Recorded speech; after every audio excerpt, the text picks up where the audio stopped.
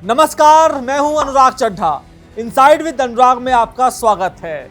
ब्राह्मण, मल्लाह और गुर्जर, ध्यान से सुन लीजिए इन तीन जातियों का नाम, क्योंकि समाजवादी पार्टी के रणनीतिकारों और अखिलेश यादव का यह मानना है कि 2027 में यही वो तीन जातियां हैं जो भाजपा को सबसे गहरी चोट देकर यूपी में अखिलेश यादव की सरकार बनाने जा रही है। जी हां, सपा के अंदर खाने यह गूंज तेज हो गई है कि सब कुछ छोड़कर इन तीन जातियों पर फोकस करो, इन्हें भाजपा से तोड़ो और बस।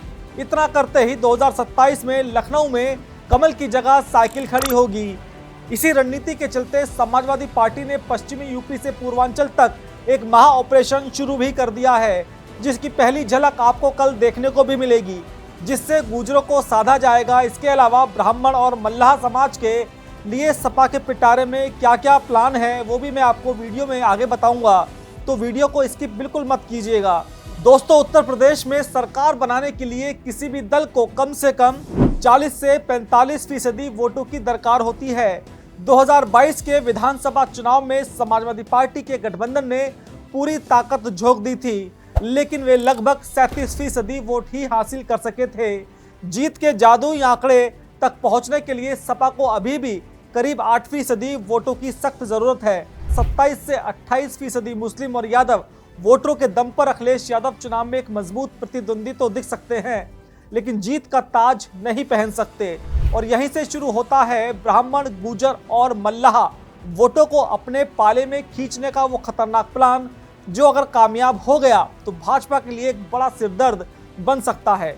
शुरुआत करते हैं पश्चिमी यूपी से, जहां की हवाएं दिल्ली की सत्ता का भी मिजाज तय करती हैं। 2014 के बाद से गुर्जर समाज भारतीय जनता पार्टी का ऐसा कोर वोट बैंक बन चुका है जिसे हिलाना किसी भी दल के लिए टेढ़ी खीर साबित हो रही है। लेकिन अखिलेश यादव ने इस बार सीधे भाजपा के किले में घुसकर वार करने की ठानी है। सपा का मिशन 2027 इसी पश्चिमी यूपी से शुरू हो रहा है। 29 मार्च यानी कल रविवार के दिन नोएडा के दादरी में एक विशाल चुनावी रैली होने जा रही है, जिसका नाम तो भाईचारा रैली है, लेकिन फोकस गुर्जर वोटर पर है। अखिलेश कल इस रैली के माध्यम से गुर्जर समाज को एक सीधा और बड़ा संदेश दे रहे हैं। पश्चिमी यूपी के गाजियाबाद, नोएडा, बिजनौर, संभल, मेरठ, सहारनपुर, कैराना जैसे जिलों की लगभग 2 दर्जन सीटों पर गुर्जर मतदाता 20,000 से लेकर 70,000 की संख्या में माने जाते हैं। ये वो ताकत है जो रातों रात किसी भी प्रत्याशी का खेल बना या बिगाड़ सकती है। इसी खेल को भाजपा के लिए बिगाड़कर अपने पाले में लाने के लिए अखिलेश ने सपा में गुर्जर लीडरशिप को मजबूत करने का प्लान पहले ही शुरू कर दिया था। अतुल प्रधान, राजकुमार भाटी, मुखिया गुर्जर और सांसद इकरा हसन जैसे चेहरों को आगे करके सपा यह साबित करने की कोशिश कर रही है कि गुर्जर समाज को सपा में फ्रंट लाइन पर रखा जा रहा है। मेरठ के मवाना में 1857 की क्रांति के नायक गुर्जर समुदाय से आने वाले शहीद धन सिंह कोतवाल की मूर्ति का अनावरण भी कोई सामान्य घटना नहीं थी। यह गहरा और भावनात्मक दाव था। सपा मुसलमानों के साथ गुर्जरों का एक नया कॉम्बिनेशन बना रही है। अगर अखिलेश इस वोट बैंक का 30 से 40% हिस्सा भी तोड़ने में कामयाब हो गए तो पश्चिमी यूपी में भाजपा के लिए अपने मौजूदा आंकड़े बचाना असंभव हो जाएगा। पश्चिम के बाद चलिए पूर्वांचल की तरफ चलते हैं, जहां की राजनीति गंगा की लहरों से तय होती है।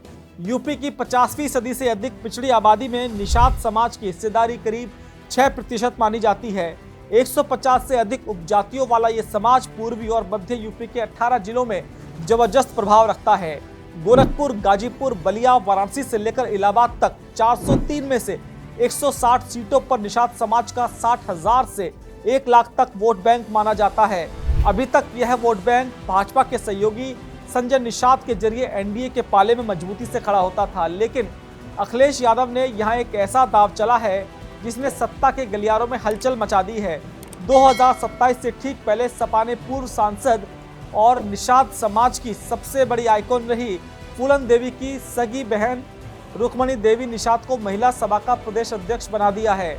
मल्ला समाज में फूलन देवी सिर्फ एक नाम नहीं बल्कि एक मसीहा और एक इमोशन है।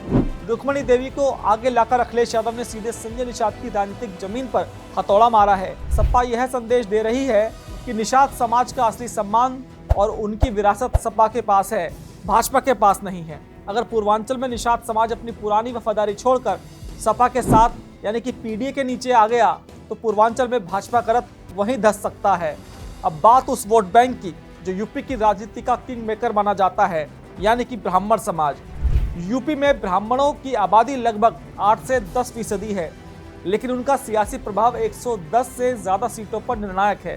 गोरखपुर, वाराणसी, प्रयागराज, कानपुर, बस्ती जैसे दर्जन भर जिलों में ब्राह्मण आबादी 15% से भी अधिक है। आंकड़े गवाह हैं कि 2017 में 83% और 2022 में 79% ब्राह्मण वोट भाजपा की झोली में गया था, जबकि सपा को मात्र 6% वोट मिला था। तो फिर सवाल उठता है कि अखिलेश यादव यहाँ सेंधमारी का सपना कैसे देख रहे हैं। दरअसल अखिलेश यादव ने बहुत ही चालाकी से यूपी में ठाकुर बनाम ब्राह्मण का नैरेटिव सेट कर दिया है। पिछले कुछ सालों में घटे घटनाक्रमों, चाहे वो कुछ एनकाउंटर्स हो, नौकरशाही में प्रतिनिधित्व का मुद्दा हो, माघ मेले में बटुक ब्राह्मणों का विवाद हो या यूजीसी के नए नियम, सपा इन सभी मुद्दों को उठाकर ब्राह्मणों के बीच यह संदेश भेज रही है कि मौजूदा सरकार में ब्राह्मण हाशिए पर हैं। साथ ही अखिलेश यादव ने माता प्रसाद पांडे को विधानसभा में नेता प्रतिपक्ष बनाकर एक बहुत बड़ा मास्टर स्ट्रोक खेला है।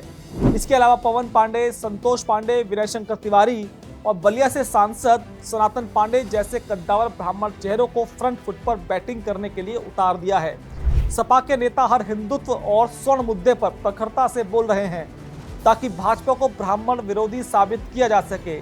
भाजपा का यह 79% वोट बैंक अगर 20 से 25% भी खिसक कर सपा के पाले में आता है तो भाजपा का प्लस सीधे सपा का डबल प्लस बन जाएगा।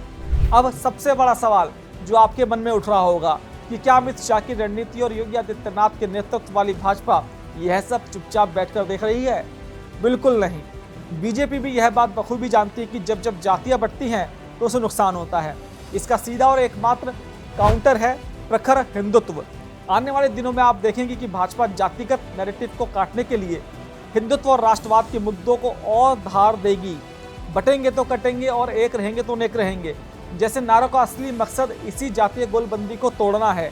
इसके अलावा ब्राह्मण हो या गुर्जर या फिर प्रदेश का कोई भी अन्य वर्ग, हर कोई कानून व्यवस्था और सुरक्षा को सबसे ऊपर रखता है।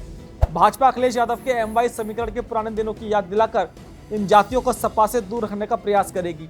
बात करें निषाद समाज की तो उनको सादे रखने के लिए हो सकता है कि भाजपा संजय निषाद के अलावा भी अपने संगठन के भीतर से मजबूत निषाद नेताओं को बड़े पद दे दे। इसके अलावा भाजपा का सबसे साइलेंट वोटर उसका लाभार्थी है। मुफ्त राशन, PM आवास, किसान सम्मान निधि, ये वो योजनाएं हैं जो जातियों की दीवार तोड़कर सीधे घर के चूल्हे तक पहुंचती है। भाजपा इसी लाभार्थी वोट बैंक के दम पर सपा के जातीय सेंधमारी मिशन को नाकाम करने की तैयारी में है। तो ऐसे में अगर हम पूरी कवायद देखें तो भाजपा की कमजोरी ही अब सपा की सबसे बड़ी ताकत बनती जा रही है। अगर अखिलेश यादव ब्राह्मणों की नाराजगी, गुर्जरों की नई राजनीतिक महत्वाकांक्षा और मल्लाहों के भावनात्मक जुड़ाव को वोट में तब्दील करने में 20 या 30% भी कामयाब हो गए तो वो 8% वोटों का जादुई आंकड़ा पार कर लेंगे जो उन्हें मुख्यमंत्री की कुर्सी तक ले जाएगा। सपा ये समझ चुकी है कि इस बार उसे अपने वोटरों को बचाने के लिए लड़ना नहीं है, बल्कि उसे भाजपा के वोटरों को छीनने के लिए लड़ना है। और अखिलेश यादव इसी लड़ाई के लिए साम दाम दंड भेद हर रणनीति का भी इस्तेमाल कर रहे हैं। लेकिन दूसरी तरफ भाजपा है जो अपनी रैलियों, संगठन शक्ति और हिंदुत्व के नैरेटिव से इस जातीय बिसात को पलटने का मादा रखती है। अब देखना यह है कि 2027 के रण में जीत किसकी होगी। क्या अखिलेश यादव का मिशन सेंधमारी कामयाब होगा या योगी मोदी का कमल एक बार फिर हैट्रिक लगाएगा? दोस्तों, मेरा विश्लेषण आपको कैसा लगा कमेंट बॉक्स में जरूर लिखकर बताइएगा। साथ ही साथ मेरे चैनल को सब्सक्राइब करना बिल्कुल मत भूलिएगा। तो दोस्तों, आपसे मुलाकात होगी किसी दूसरी खबर के साथ। नमस्कार।